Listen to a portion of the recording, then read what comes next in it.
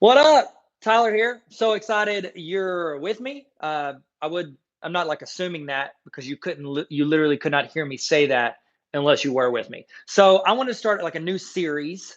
I say like a new series. It is a new series. I know a lot of you guys are teaching at home, and I know today in our state, we just found out that parents are going to be helping their kids learn at home, and teachers are going to be helping them as well, but they're doing all of that at home. And a lot of us aren't trained teachers. I do have a background in teaching, by the way, but a lot of us aren't trained teachers. It's not our experience, it's not our expertise. And so the years of things teachers have been able to build up and learn from, through successes and failures, I want to share some ideas with you. And maybe I can keep doing it every day. I want to start doing it at lunch. And this is lunch if you're doing it in the late afternoon.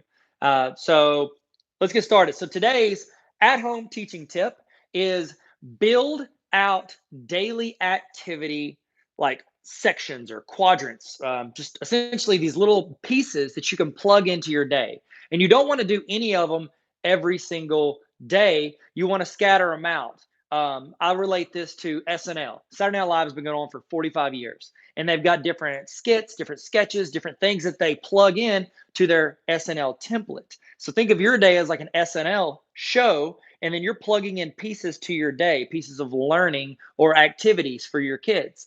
Some might be recess. You plug in and go outside and play at recess. Some might be a reading activity or a math activity. What I recommend is start a group text with some of your friends and where you guys are all trying out these activities, and you're plugging them in to your kids' day. Some activities are going to resonate with your kids, and some activities are not. Okay. And so here's my idea to keep it organized and simple as you do this. Okay.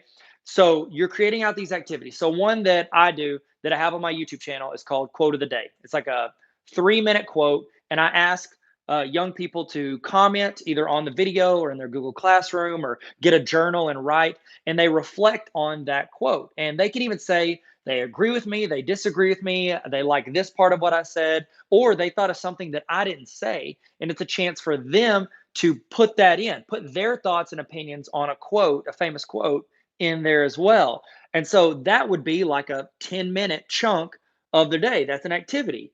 And whenever you come up with these little activities, come up with a name for it. So, like the name of mine is called Rock the Quote. And so, like instead of Rock the Vote, you get it? It's whatever. So you come up with these little activities, come up with like a fun name, and even let your kids come up with the name for it. Let them pick something out, and label it, and then you try it out. Say you do that every day, or you do it, every other day, or once every Monday. You figure out the routine for it of when that appears in your daily show or your daily time where you're learning, and then you do it. Now, here's the deal. You have to don't like pick it and then you realize like 2 weeks in you're like, this is a trash activity. My kids can't stand it. They don't like this. It doesn't resonate. They're not learning anything.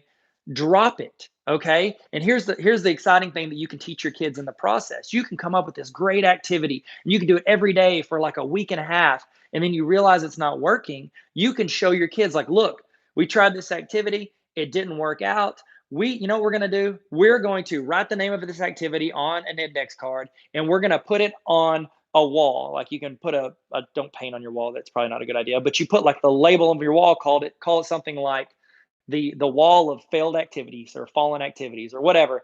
And then you tape that index card with the name of that activity. What you're teaching your kids in the process is that it's okay to try something and fail at it, or try something, learn from it, and then make it better with a different activity or move on from it. I think too often we think we have to create these perfect lessons, these perfect activities for our kids. And when they don't resonate or when they don't work out the way we intended, we're afraid to drop them. This is teachers and parents. We're afraid to drop them because it's something that I said we're going to do. Let your kids be a part of the conversation. After a week of doing it, ask them, hey, let's evaluate this. Did you like it? Do you think it helps? Are you learning anything?